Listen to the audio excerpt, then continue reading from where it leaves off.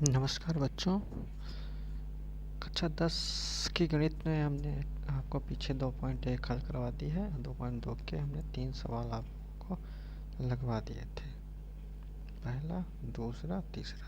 अगर आपका रह गया है तो हम आपको उसकी फ़ोटो सेंड कर देंगे और चौथे सवाल से हम आपको समझाएंगे। अगर फिर भी समझ में नहीं आता है तो आप बताइएगा, हम आपको फिर से ये सवाल भेज देंगे। तो आइए तीसरे सवाल पे। कह रहा है यू स्क्वायर,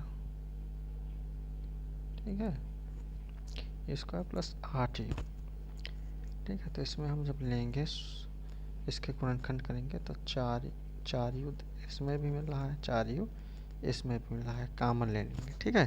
तो 4u कॉमन मिल जाएगा, 4u कॉमन लेंगे तो इसमें से 4u चला जाएगा तो केवल u स्क्वायर था, तो केवल हमें u बचेगा, ठीक है। दूसरे वाले में से 4u कॉमन लेंगे तो 4 दूनी 8 होता है, 2 बचेगा, u कॉमन चला गया तो यानी 2 ही बचेगा। तो क्या बचेगा, 4u कॉमन लिया, u प्लस 2। आप पहले u बराबर 0 रखेंगे तो u बराबर 0 रखेंगे तो 0 आ जाएगा, ठीक है। और जब u प्लस 2 बराबर 0 रखेंगे, 2 उधर चला जाएगा तो माइनस 2 आ जाएगा। हमें 2 अभी प्राप्त हो गया, u बराबर 0, u बराबर -2, ठीक है। अब हम क्या करते हैं, इसमें शून्यकों का योगफल का सूत्र हमने पीछे सवालों में भी देखा, इसमें भी देखा। तो शून्यकों का योगफल का सूत्र क्या होता है, -x का गुणांक बटे x स्क्वायर का गुणांक। यही वाला फार्मूला इसमें रखेंगे तो शून्यक हमारे कौन आए, 0 और 2। तो शून्यकों का योगफल करेंगे यानी 0 प्लस 2 करें, 0 प्लस 2 बराबर शून्य, x का गुणांक कितना है, 8, ठीक है, चर पद का गुणांक। एक्स स्क्वायर का गुणांक समीकरण में जो है ये 4, तो 8/4 यानी 4 दूनी 8, ठीक है हमारा। तो दोनों तरफ क्या आ जाएगा, -2 बराबर -2, यानी ये सत्य हो गया। अब शून्यकों का गुणनफल का सूत्र लगाएंगे, शून्यकों का गुणनफल यानी अचर पद बटे एक्स स्क्वायर का गुणांक, ठीक है। तो शून्यकों का गुणनफल यानी 0 गुणे 2, 2 शून्य हमारे प्राप्त हुए थे ना, तो 0 गुणे 2 ये यहाँ पे। और अचर पद हमारा कितना है, इसमें देखो इसके साथ भी u है, इसके साथ भी u है, ठीक है। यानी अचर पद कौन कहलाता है, जिसके साथ कोई चर संख्या न हो, ABCD XYZ जो इसमें समीकरण दिया हो वो संख्या न हो, अकेले हो 1 2 3 4 5, तो इसमें कोई भी अचर पद नहीं है। x तो 0 हो गया और एक्स स्क्वायर का गुणांक कितना, 4। तो 0/4 किस संख्या के अंश में अगर 0 होता तो उसका मान भी कितना हो जाता है, 0 ही हो जाता है, 0 बराबर 0। अतः बहुपद के शून्यकों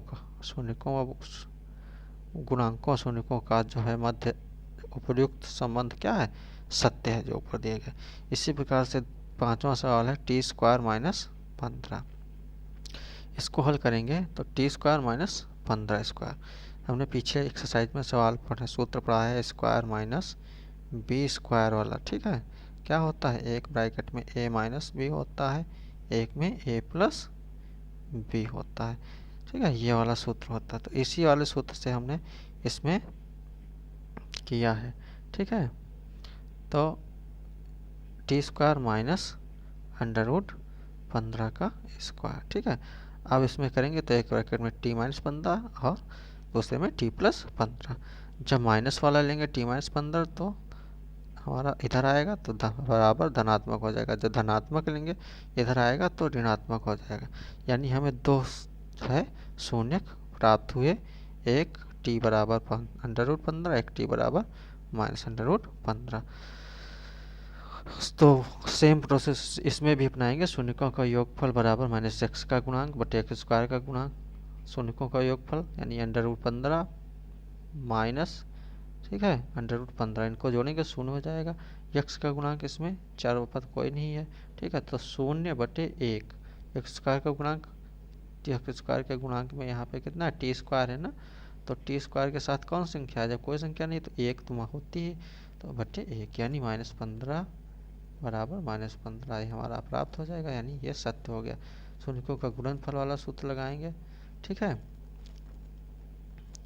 हाँ सॉरी 0 + 0 प्राप्त हो गया, ये हमारा सत्य हो गया। गुणनफल वाला है -15 और प्लस अंडर रूट 15 बराबर अचर पद कितना है -15 बटे 1, यानी हमें दोनों तरफ क्या प्राप्त हो गया, दोनों पक्षों में -15 प्राप्त हो गया, यानी इसके लिए भी ये सत्य हो गया। इसी प्रकार से हमारा तीसरा सवाल है, आप लोग देखिएगा, अगर ना समझ में आए तो बताइएगा, ठीक है। अगले सवाल पे आते हैं। क्या कहता है कि एक द्विघात बहुपद ज्ञात कीजिए जिसके शून्यकों का योग तथा गुणनफल क्रमशः दी गई संख्या है, ठीक है। तो इसमें 1 2 3 4 5 6 सवाल दिए गए हैं। पहले में 1,4 -4 है, ठीक है। दूसरे में आप लोग पुस्तक से भी सवाल देख सकते हैं, -2√3 0, -15 1,1 -1,4 1,4 बटे 4 4,1 ही सवाल है, ठीक है। तो पहला सवाल हमने हल करने से पहले क्या मान लेते हैं कि द्विघात बहुपद में शून्य क्या है, ए और बी है। तो शून्यकों का योगफल कितना हो जाएगा, ए प्लस बी, गुणनफल कितना हो जाएगा, ए बी, ठीक है। अब सूत्र आपको सिंपल सा कुछ करने नहीं, बहुत सरल सवाल है, ये वाला सूत्र बस आपको याद करना है। सूत्र क्या है, समीकरण निकालने के लिए बहुपद का x स्क्वायर माइनस शून्यकों का योगफल इंटू x, यानी x से गुणा कर देंगे, प्लस शून्यकों का गुणनफल, ठीक है। तो पहला सवाल देखते हैं कि हमें दिया है कितना, -1/4 -1, तो शून्यकों का योगफल पहला क्या कर रहा है, शून्यकों का योग तथा गुणनफल, यानी पहला वाला जो है योगफल है जो दिया है, दूसरा वाला क्या है, गुणनफल। तो शून्यकों का योगफल कितना हो जाएगा, 1/4, गुणनफल कितना हो जाएगा, -1। इसी वाले सूत्र में रख देना है, बस आपका हल हो गया, ठीक है। तो अतः x स्क्वायर माइनस शून्यकों का योगफल 1/4 इंटू एक्स प्लस शून्यकों का गुणनफल -1, ठीक है। x स्क्वायर माइनस 1/4x, और ये प्लस अंदर माइनस था तो -1 बराबर 0। पूरे समीकरण को 4 से गुणा करेंगे तो 4x, ठीक है, -4 x -4, ठीक है, ये आ गया। दूसरा सवाल बिल्कुल सेम इसी तरीके से है, ठीक है। बहुत सरल सवाल है ये, तो सवाल बहुत ही सरल है, आपको बस एक बार सूत्र समझने की ज़रूरत है। तो दूसरे वाले सवाल में क्या दिया है, √2, 1/3, तो पास शून्यकों का योगफल कितना हो जाएगा, √2, शून्यकों का गुणनफल कितना हो जाएगा, 1/3, ठीक है। तो वहीं लिख दिया हमने, शून्यकों का योगफल 1/3, शून्यकों का गुणनफल 1/3, ठीक है।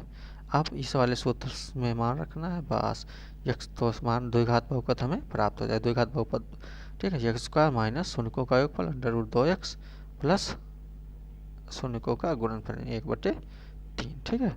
अब 1/3 हर में आ रहा, तो वहीं जो पहले सवाल में किया था, हर हटाने के लिए हमने 4 से गुणा किया, तो इसमें बटे में 3 आ रहा, तो पूरे समीकरण को 3 से गुणा कर देंगे, तो 3x square plus -3√2x plus 1, बस हो गया, कितना सरल सवाल। इसी प्रकार से ये भी है, इसी प्रकार से ये भी है, इसी प्रकार से ये भी है, इस प्रकार से ये सवाल भी है, ठीक है। तो आप लोग देखिएगा, अगर कोई सवाल आपकी समझ में नहीं आता है तो आप लोग हमें बताइएगा, हम आपको सवाल वो विस्तृत रूप से समझाएंगे और अच्छा से ढंग से समझा देंगे, ताकि आपको जो है कोई दिक्कत ना हो, और आप परीक्षा में अगर इस प्रकार का कोई सवाल आता है तो अच्छे अंक प्राप्त कर सकें। धन्यवाद।